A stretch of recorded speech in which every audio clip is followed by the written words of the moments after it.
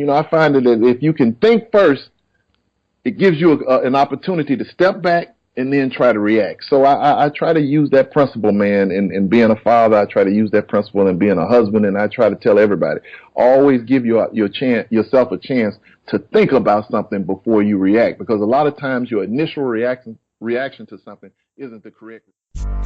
What's happening, y'all? This is Mike D with Black Fathers Now, where we're bringing the village to the brothers.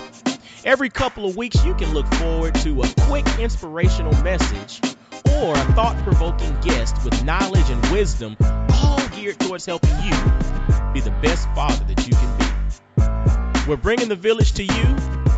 Now it's your turn to do something with what you learned. All right, y'all. Let's go.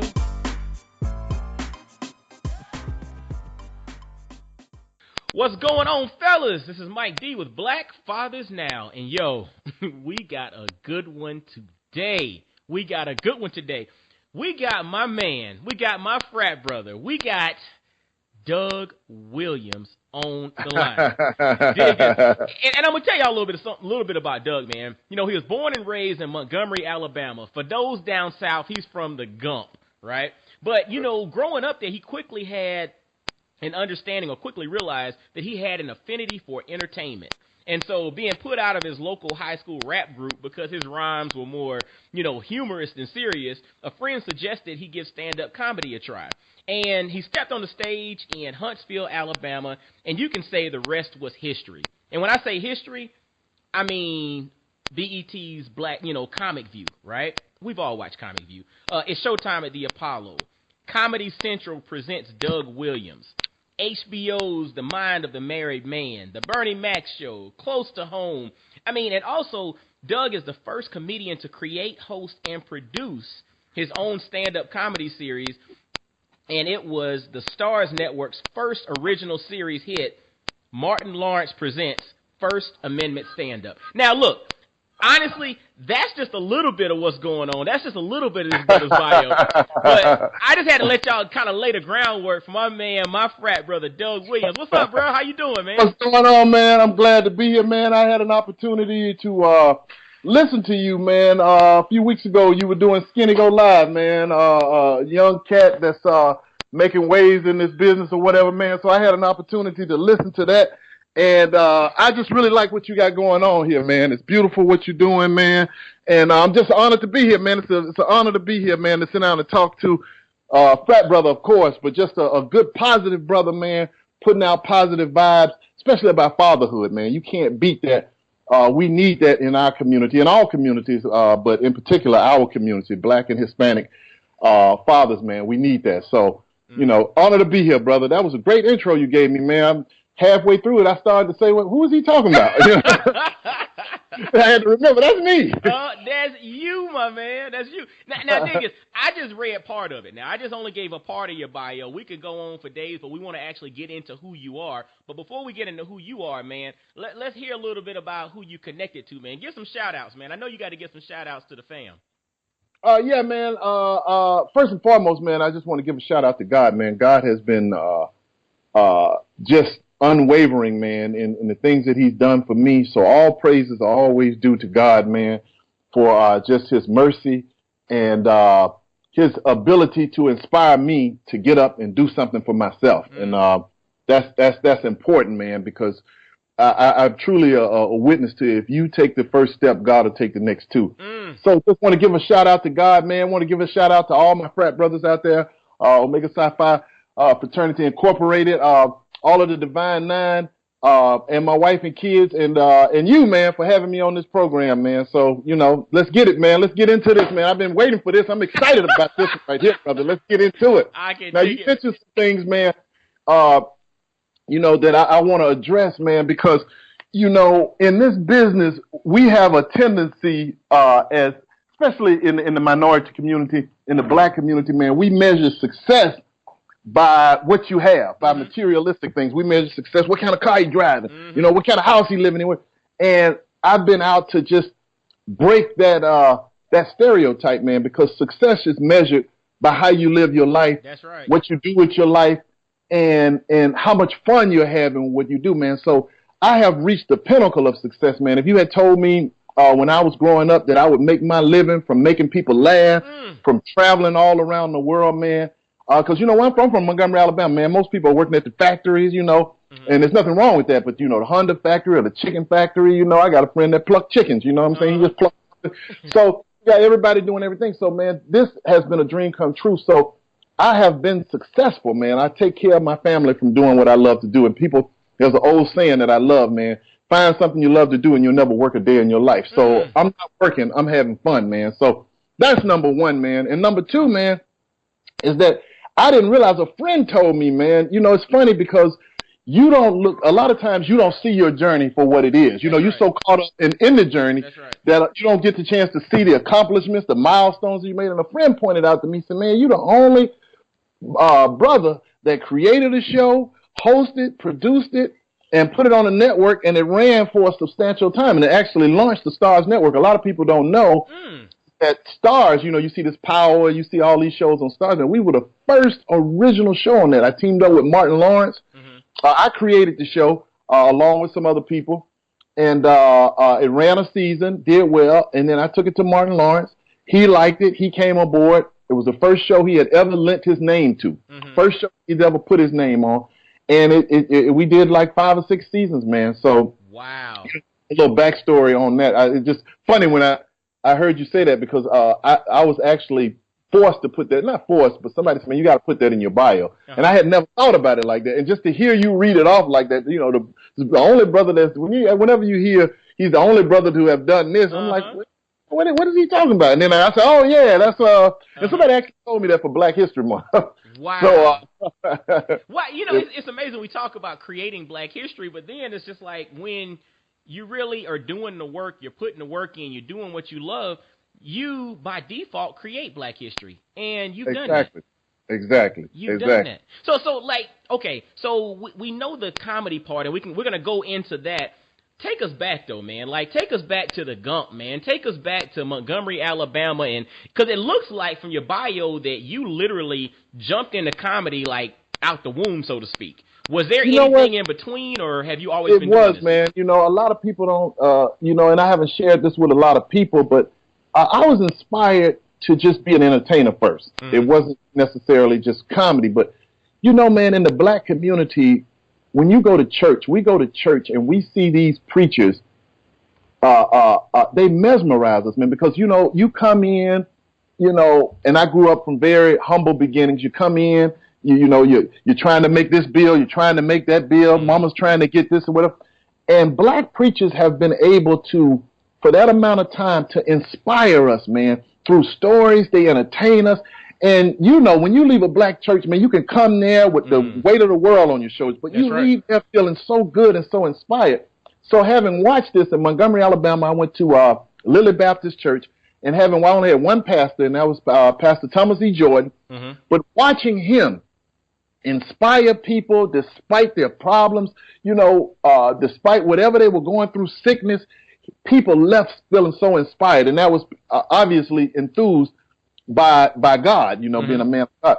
But having seen that, man, I said, that's what I want to do with my life, man. I want to do something that makes people feel better than they did before they saw whatever it was I was doing. And at the time, you know, rap was big, Run DMC or whatever. So I kind of took that path. I started rapping. But at the time, it was conscious rap. You know, Run DMC was talking about hard times, and they were, you know, so economically focused on our condition, Public Enemy.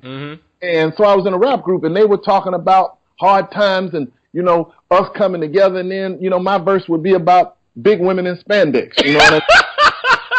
Eating moon pies, you know what I'm saying? You know, moon pies. So that just didn't go together. You know, one brother's talking about, you know what I'm saying, we got to come together and we got to unite. And then I'm coming on talking about, you know, a big woman being ticklish and spandex eating moon pies. So they were just like, you know, you killing the mood, dude. You should try comedy, you know. It's like they got Chuck D and Shock G all in right, exactly. That's a great thing. So imagine that. Imagine Public Enemy and then, you know, do that thing and then Shock G coming in. Doing, you know, come here, big girl, are you ticklish? So that was kind of pushed me in that direction, man. So I gave comedy a try. The first week I worked with Steve Harvey, man. Hold on, rewind. Pump your brakes. the first week you worked with Steve Harvey. So the first time you actually. So here's how it is, and Tell me how that worked, man. I'm trying to put this in, so to keep in time in mind. But the first, they were having a competition. Okay. The house MC in Huntsville, Alabama. I went to Oakwood College, which is a 7-day Adventist college. It's a Christian college, but it's 7-day Adventist.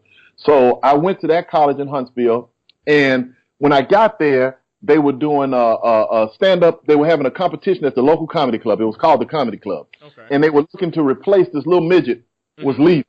Okay. Like a dwarf. Was it real? Okay, real. I thought you were just describing him. I was a real midget. An actual real. Okay, gotcha. Okay.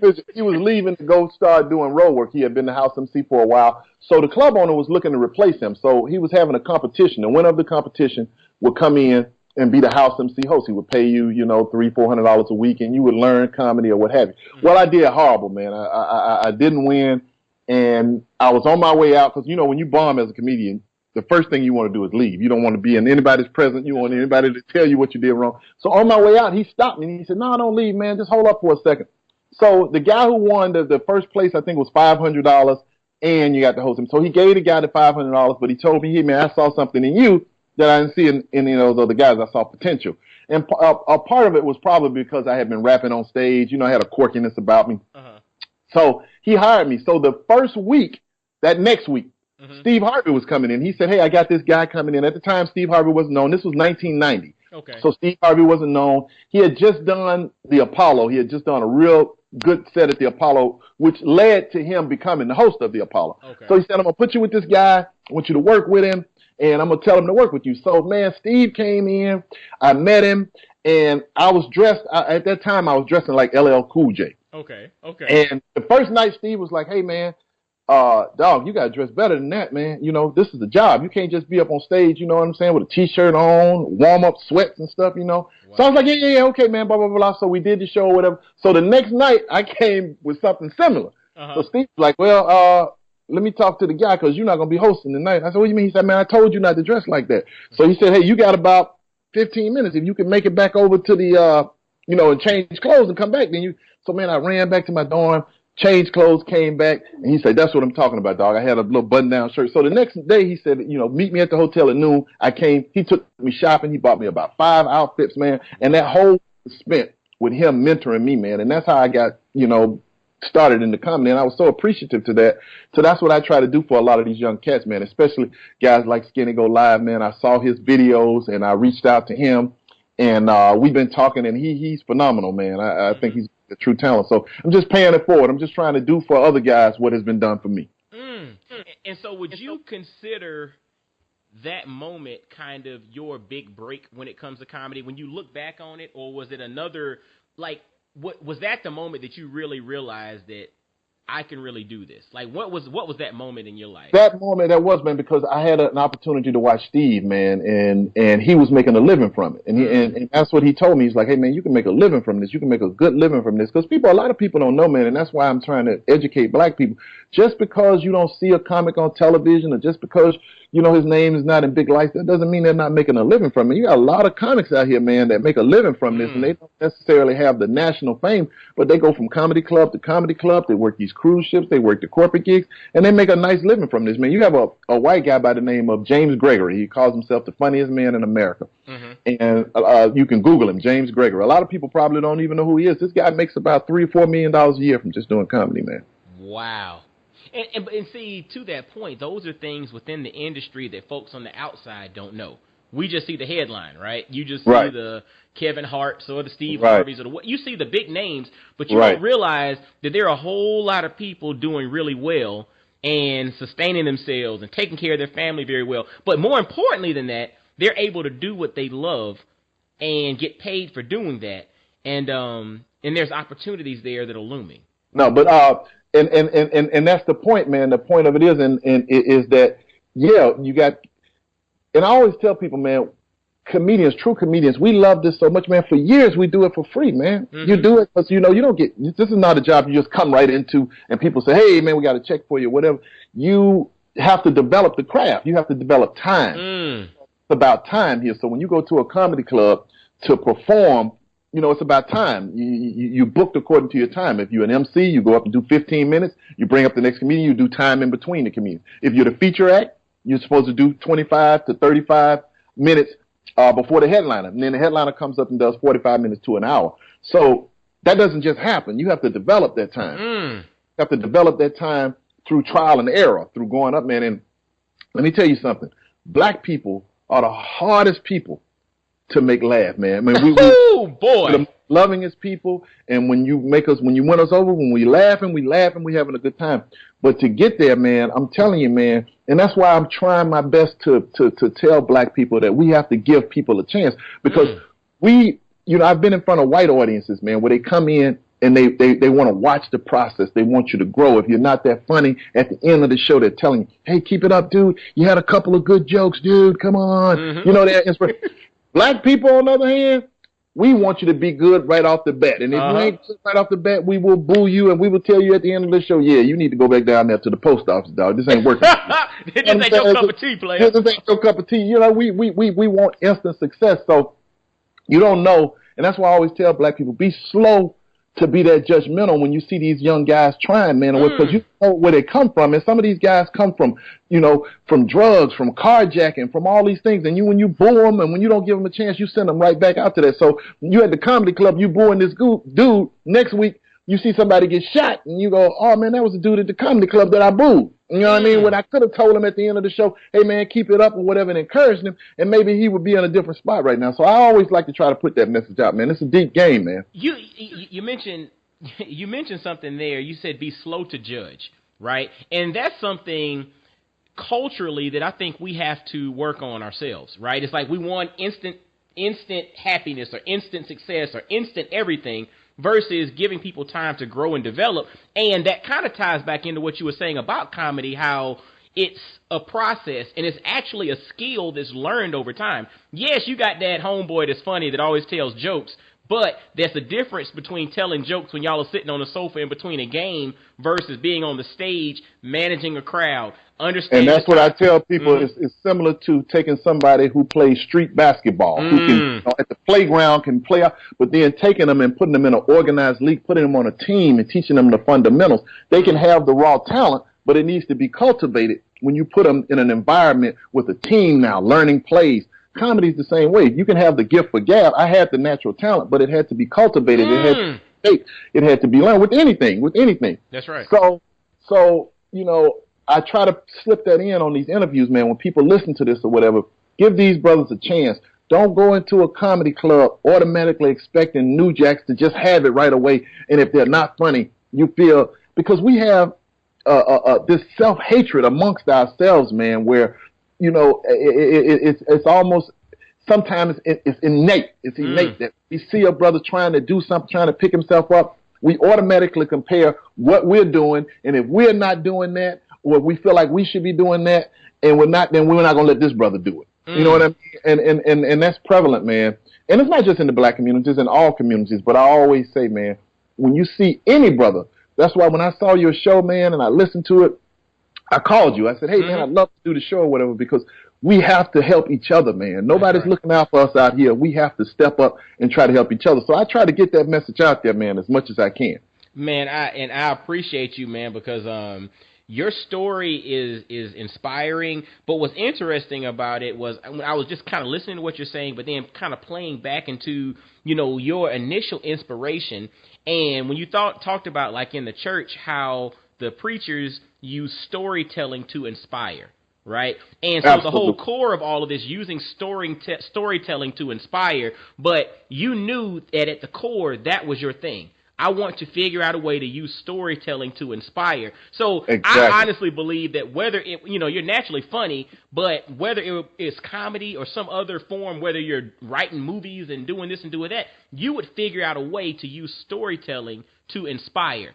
My question is, what is it that you're wanting to inspire the world? Like, what is it that you, from inside of you, what is it that you want to inspire upon the world or inspire folks to do? Love through laughter, man. Love through laughter. I've been, it's funny that you say that, man, because I end my shows now saying that, God gives each one of us a platform. He gives each one of us a talent, and he gives us a platform. Some platforms are huge, some platforms are big, some platforms are small. But at some point, I believe, coming from a spiritual place, you have to use what talent God has given you to put his message out there and try to unite people. And laughter is a uniting factor, man. When people come to my shows, and I perform for Carnival a lot, I perform at corporate gigs, but it's black, it's white, and when people are laughing, laughter transcends race, it transcends religion. And when people are laughing at my shows, I tell them we all laugh as the human race. So I'm really trying to use my talent now, man, especially with the climate of hate being so high in the world. But I'm trying to use my talent, man, to unite us and use love, laughter to bring in love, man, because every time you turn on the news now, somebody's getting shot at school.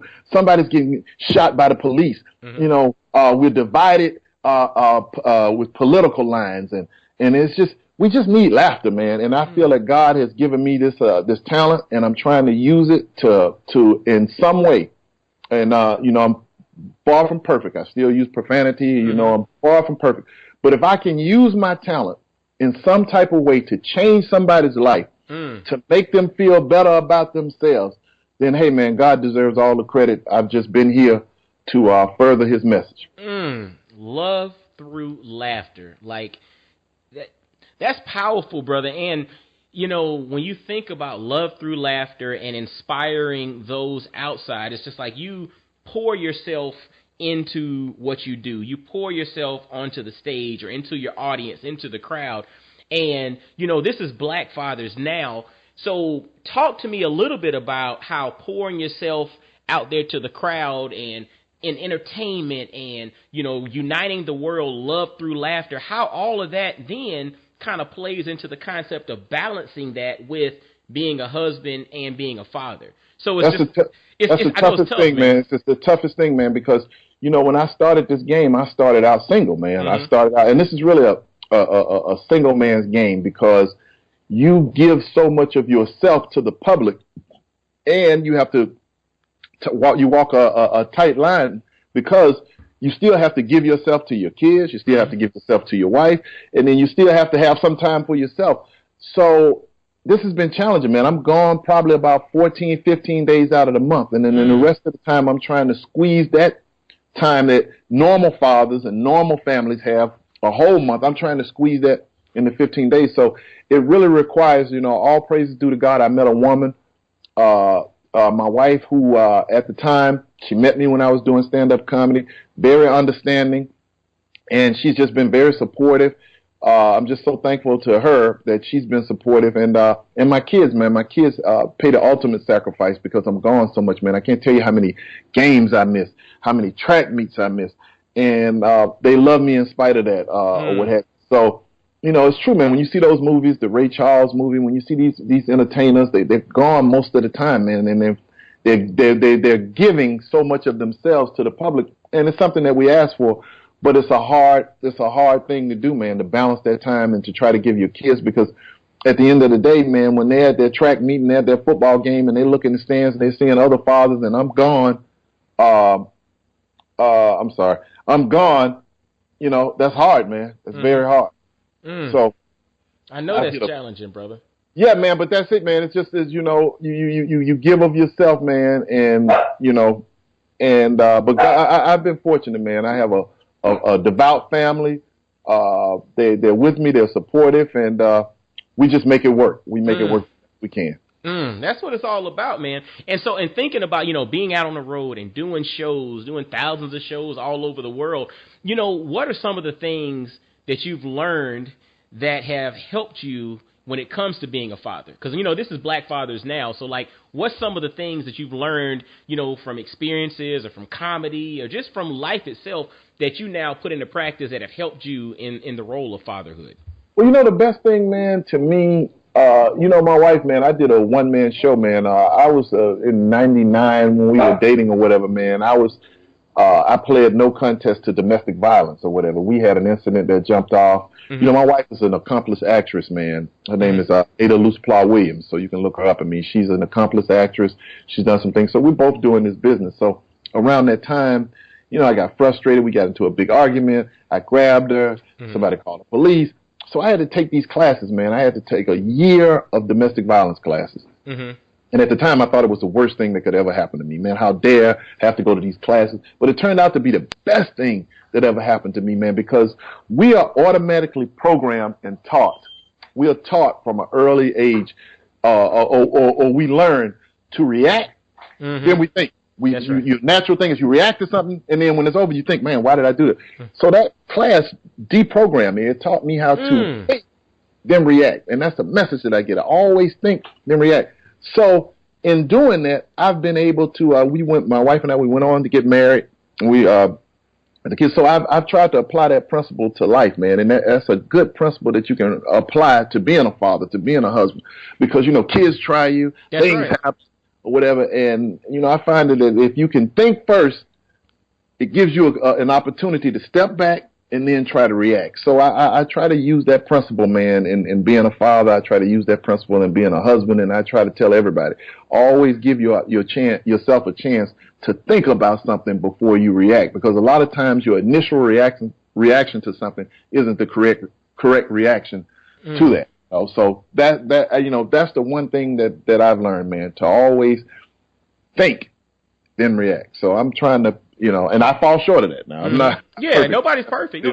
Fall off into and it's interesting because, as a comedian, I imagine you have scripted, sets or whatever. But then I imagine you also have scenarios that things kind of go off the cuff where you have to improvise, right? Right. Exactly. You know what I'm saying? And so that comes into play where you got to think before you react, but then you have to think on the fly. And as a comedian, I can see that coming into play there. Right. And that's the thing about comedy, man. Comedy is so reaction oriented, based on reaction, reading the crowds and doing this type of and seeing what's happening in the moment and being in the moment. So all of it is really intertwined, man. Being a comedian has helped me be a better father and husband, and being a father and a husband has helped me be a better comedian or what have you. But it's been a blessing, and at the same time, it's been challenging, man, because all you have in this life is time. That's right. And it's one thing that you can't get back. You know what I mean? You can't get time back. So my life revolves around managing my time. And a lot of times, man, I get frat brothers that call me. They want me to do this. Can you do this? Can you do that? Or what have you. And I have to tell everybody, man, it's so hard, man, for me to make chapter meetings and do these type of things, because when I come back, my time, I have to give my time to my wife. I have to give my time to my kids. And then I need some time for me. That's right. So it's very little time, man, for other things or whatever. And then I have to squeeze out trying to go to chapter meetings, trying to be involved with the fraternity to the degree that I can be involved with. What I mean? So, and that's another thing, man. I do want to say, man, being a part of, I went back to school, man. I'm a grad chapter, but my wife inspired me. I left. I had a credit. I was a credit short of getting my college degree. Wow. And so I went back home, and this is what having a good wife, a good woman by your side will do for you. All this time, I just needed to go back and take a class or what have you. Well, I went back home. My professor, I saw him. I was with my wife. He told us what I needed, and my wife just stayed on me. She was like, "You got to go back." So we came back here. She went with me to register me, at the local college, because all I needed was an elective. I took that elective. And then before I decided to become an Omega, at this point, man, I had to talk to her. I said, hey, because my wife's an AKA. Okay. So I asked her. She gave me her support, and that's why I was able to do it, man. I pledged in Tennessee, so I had to fly to Tennessee, get it in, go back out, and that's that. And keep in mind, we're dealing with this thing of time now. That's right. So that's right. In addition to doing my gigs, in addition to being a father, going way to TSU, getting it in and doing that. And then I had to give up gigs. People always talk about, what you had to give up to become a part of the fraternity. It cost me about $12,000, bro. I had to give up gigs. I had to, so don't come to me. I tell bro, don't come to me talking about your process, bro. $12,000, that's my process. and look, and that case closed, done deal. We don't want to hear nothing else. I love it, man. I love it, man. And so you went back to school after the fact. So you left college before graduating, and your wife inspired you to go back. Right. So let me clarify. I left school to come out to Los Angeles. I was in Montgomery at Alabama State University. I had an opportunity, A manager came through. She said she needed me to come out, and I came out, and I quickly got a job. I was in The Nutty Professor. That's how I met Dave Chappelle. I introduced Dave Chappelle and Eddie Murphy, man. Had a great time working with Eddie Murphy, man. Eddie Murphy really gave me the first professional I worked with. He set me down. He taught me. I'm indebted to him for just his knowledge, man. I've been blessed to work with just a lot of good people.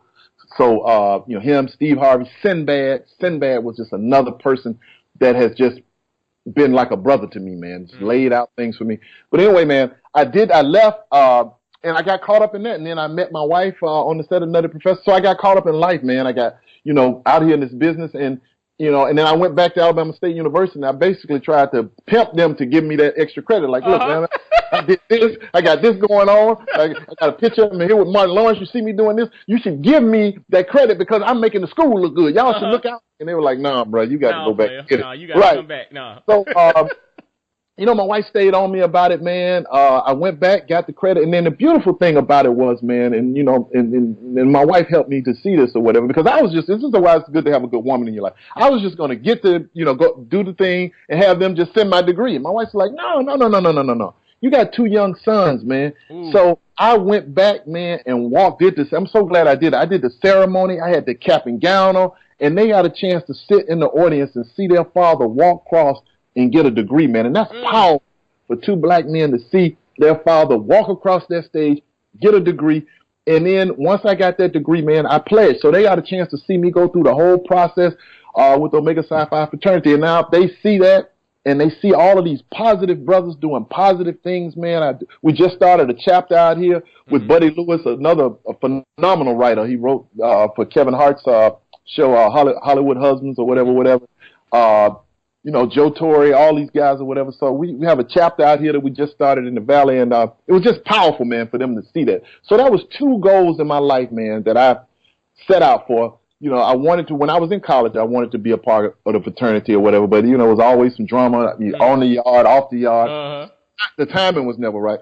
But I got a chance to go back, get my degree in print journalism, and then become a part of the greatest fraternity in the world, man, Omega Psi Phi Fraternity. So, God is good, man, and God is real, brother. He's good, he's real, and he also opened up the door for you to create the imagery for your young ones to see you go through this process. It's powerful because usually, if the things go in the chronological order that a lot of times it happens, all these things happen prior to your kids coming along. Exactly. And that's why I say it's never too late in life, man. It's never too late in life. And, man, I just want to say this, man. Obviously I'm going to say I'm a part of the greatest fraternity in the world because I am. That's right.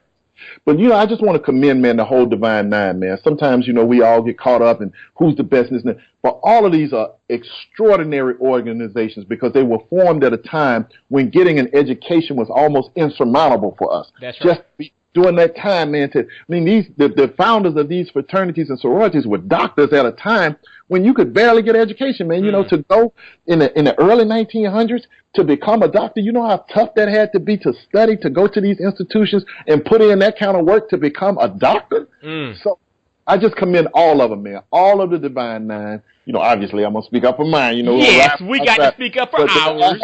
But all of them are great because I have friends that are in all of them. My wife's an AKA.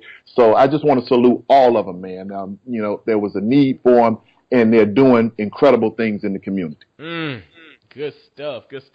And so talk now. Like, what's going on with you now, man? What's any project specifically? My wife and I have formed a production company, DNA Media Productions, and it's a play on words.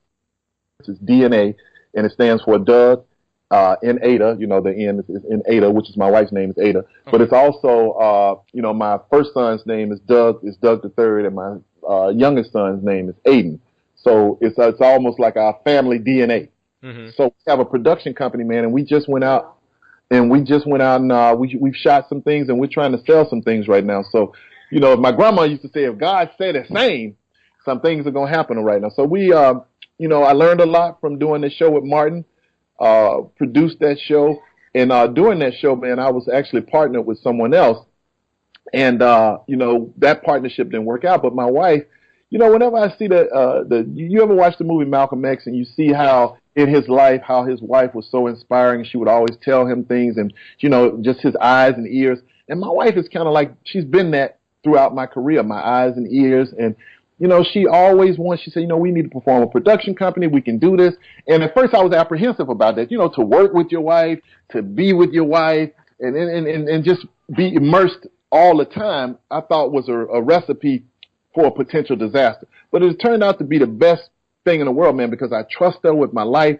Obviously, she has my best interest in mind because we have our family's best interest in mind. That's right. So working with her and producing, don't get me wrong, it's been trying at times. We our mutual corners at times, but we've been able to have this little mom and pop production company, and we have some things that we're shopping right now. So be it the will of God, man. Hopefully we'll be back in front of the cameras here shortly or what have you. So, man, I'm at a place in my life where I'm happy, man. I'm so happy with my marriage. We take Bible studies together, man. And, this is a family-oriented thing you're doing here. Mm-hmm. And I just encourage people, man, get into the Bible, man. Get you a Bible study. Take a Bible study with the person you love, your wife. You can never underestimate sitting down and talking about, and I'm talking about a one-on-one Bible study where you have somebody, a minister, a preacher, or a deacon, somebody, neutral ground that can sit down and go over certain things, because the Bible is a roadmap, is a GPS for how we should live our lives, every aspect of our lives, from being from the humanitarian point of view, and from just how you should roll out your marriage. It's very specific because, you have people who say, I can go to church, they love God or whatever, but when it comes to applying his rules, so that's big. That's not, we still have drama here. We're a normal couple. We still get mad at each other. We still have our problems. But at the end of the day, we have a structural foundation that we can go back to that helps us get through the day. And you can't underestimate it, man. So I encourage everybody, take a Bible study with your wife, your husband, get you a person, a professional person within the faith that you believe in, whether you're a Muslim, whether you're a Christian, whether you're Jewish, and have them sit down and go over, the man's role and the woman's role in the Bible, man, and you'll find out that it strengthens your union, man. What's powerful about what you just said is the fact that in comedy, you mentioned that there are things that you have to learn along the way to function as a successful comedian, right? What you also mentioned here, and it kind of plays into life and how, life imitates art, so to speak. When it comes to the Bible, if you're a Christian or, what other, religious book or religious thought process that you may be practicing, whatever it may be, you also need to find someone who can help you to understand the game when it comes to that as well. You see what I'm saying? Man, you are right on point with that. I mean, it's like in anything, when you go play basketball, you have to have a coach. Mm-hmm. You have to have somebody to lead the team. And marriage is the same way, man. Life is the same way. That's why you have these life coaches and these different coaches. And then, you need somebody to direct you because, you run into problems, man, and you need a mutual person to come in, and you have to be open-minded, and you have to be willing to admit your own faults. And, and I learned this, man, and this is what I learned in my domestic violence class, and this is why I'm saying it was such a good teacher for me. And I try to put this out to people, man, is that a lot of times in a relationship, we're so caught up in trying to prove ourselves right, trying to make our point, that we miss the whole objective. And when you're having a discussion with your wife, or when you're dealing with your significant other, it should never be about proving who's right, but proving how we can make the situation better. A lot of people, we get caught up, and I still get caught up at the end of the day. You want to prove your point, you want to prove you're right, you're wrong, you want the person to apologize. But a marriage is selfless, man. You have to sometimes, even if you are right, you have to be a leader. And that's what I've learned, man. We, as men, we are leaders of our households. You have to, as a good leader, put aside his personal agenda for the good of the whole team. And sometimes you have to, that's how you have to do your marriage. You have to put it out there, and you have to lead by example, and you just have to be humble, open-minded, and always willing to apologize, man. Always willing to apologize when you're wrong. And that's how to live by those words, man. I fall short. but I try my best to live by it. Hey, look, we all fall short, but brother, that's powerful. Now, you know, it's funny because my wife's sitting over here. She's listening to this. She you might know, she gonna check you. She gonna be like, if you interview her, she might have a different story. Like, I sure wish he would practice what he's telling you on that thing.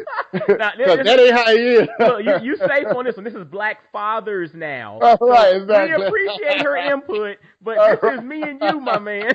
Now, you got to deal with that later. That's why I got you in my headphones. She can't hear what you're saying. See, what I'm saying? I love it. Oh, my man. So, brother, you know, obviously you mentioned right now y'all have going on DNA Media Productions, and you have some projects that you all are shopping currently right now, so we can be on the lookout for that. What's the best way for the brothers, and I know there's some sisters listening too, what's the best way for folks listening to follow you, check out what you got going on? Oh, yeah, please, man, go to, and I respond, man, to anybody that hits me up on social media. I try my best. It might take some time because I do a lot of shows, and, you know, a lot of people hit me, but it's Doug Williams fan page. Mm-hmm. Please don't go to Doug Williams. It's full.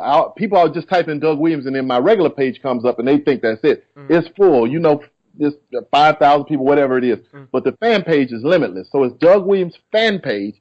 And then on Instagram, it's Mr. Douglas Williams, Mr. Douglas Williams on Instagram. And you can go on all of these things, man. I'm a big advocate of my family. So I'm always posting pictures of my wife, my kids, outings. My wife and I, we just celebrated our 15th wedding anniversary, and I was on the road for that. Thank you, man. All praises due. So, you know, and on Twitter, it's Mr. Doug Williams, Mr. Doug Williams on Twitter. But yeah, man, people can hit me up. I always try, man. I'm not, you know, like I said, I only have a certain amount of time. But when I see something or someone that I feel is talented, man, like with Skinny Go Live, man, now, it just so happens that we're part of the same fraternity. Mm-hmm. So he's in a lot of the chat groups that we're in. He posts his videos or whatever. So I watched about 4 or 5 of his videos, man, and then I just reached out to him, unbeknownst to him, just to give him some encouragement.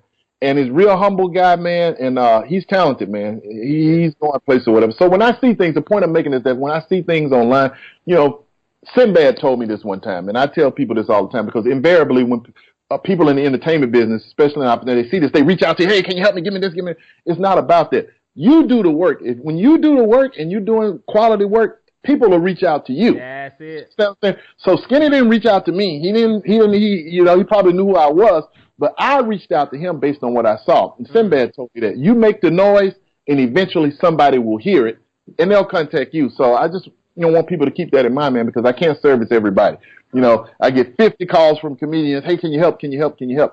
Do your thing. I'll see you. And when I see you, I'll get in contact with you and say, hey, man, you're doing your thing. You know what I mean?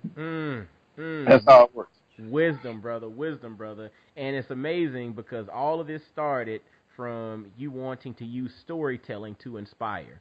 And look at you now. Man, God is so good, man. God is so good. Hey, man, I want you to keep doing what you're doing, man. This is a great idea, man. I had an opportunity to go to your you have the apparel that you're selling. Man. I was fortunate you made one that's bruh specific. You know what I mean? Purple and gold or whatever. But I just think what you're doing is real positive, man. So I want to encourage everybody to check. We have to support each other, man. We have to support each other. We don't come into this thing with distribution. We don't come into it. We're not built into a network that's up and running. We have to get, like people are seeing Kevin Hart and they're seeing all these things that are happening, and that's great or whatever. But Kevin Hart had to be discovered. Yeah. And once he got discovered, he was put into a machine.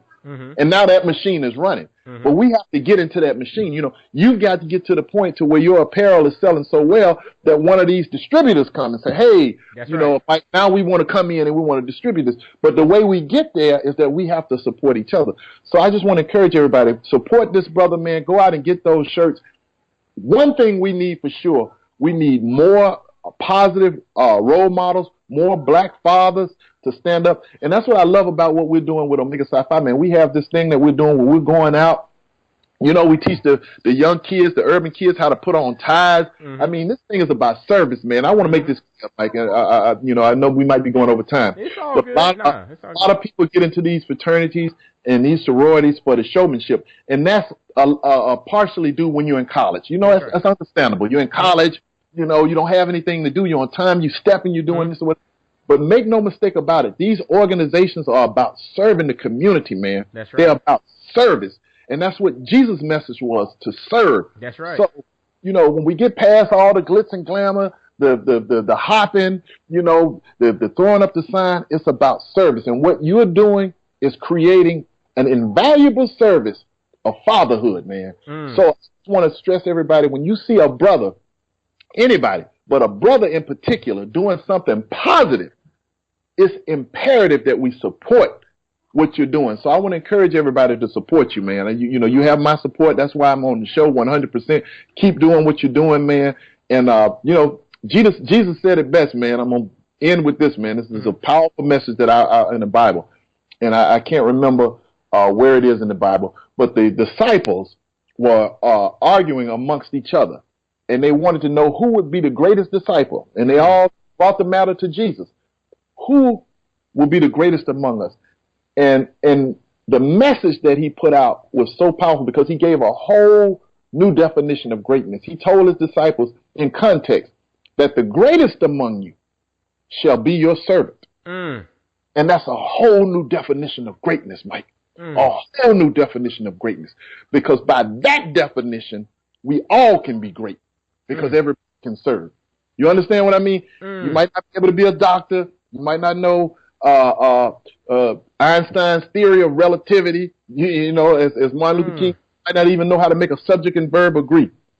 But everybody can serve humanity. Fellas, that I want out there. Fellas, we all can serve. Y'all take the wisdom from my frat brother Doug Williams. We all can serve. He creates love through he creates love through laughter, right? He builds that bridge of love with laughter. But you might not be a comedian yourself, but you can all serve. We all can serve. We are all gifted with that ability to serve in some capacity. So we got to get out and do it. So, Doug, man, I want to acknowledge you, brother, and thank you so much for taking time out of your schedule to come and share with us, share your story. And we're definitely going to put all your information in the show notes, your Facebook, Instagram, your Twitter. Definitely have people look out for anything coming out from DNA Productions, DNA Media Productions. Definitely will be on the lookout for it, man. And then just Google Doug Williams, all his specials, all these things that are out there. Y'all take a look at my brother. And I'm coming, man. I'm getting ready, man. I've been away from the comedy club scene for a while. I've been, doing the cruise ships, and it's almost been like a boot camp for me. But I'm getting ready to start back coming to the comedy club. So when you hear Doug Williams, I'm going to be doing a lot for the fraternity in terms of showing up in certain areas, doing shows, man. So when you hear that name, man, come out, support. Let's have a good time, man, and let's love each other. And Mike, keep doing what you're doing, brother. Whenever you need me, man, you got all my information. I'm only a phone call away, man. And I'm going to try to, myself, man, link you to some more brothers, man. It should be some more brothers doing this show because I know a lot of people. So I'm going to steer a lot of people to you, man, to try to get them to come on here and get this message out. This is a fabulous. I think what you're doing is going to catch on, man. I see a lot of what I saw in Skinny Go Live in you in this format of what you're doing, man. So you got a faithful follower here and supporter here, brother. Man, I appreciate you, man. And fellas, like I said, reach out to Doug, get at him, get in his DM, shoot him messages, let him know you heard about him on Black Fathers Now. And as always, visit blackfathersnow.com. Follow Black Fathers Now on all the social media outlets, Instagram, Facebook, Twitter. Subscribe via iTunes, Stitcher, Google Play, iHeartRadio. Anywhere you listen to podcasts, subscribe, leave comments, share this thing out, as it's going to impact somebody's life. And this episode is being brought to you by BlackFamilyApparel.com. Visit BlackFamilyApparel.com to grab. I got mine. Get yours. I got mine. I got mine. My man got it. So look, visit BlackFamilyApparel.com. It's something for you, for your wife, for your kids, everybody. Visit BlackFamilyApparel.com and grab some dope apparel that celebrates the nuances of the Black family.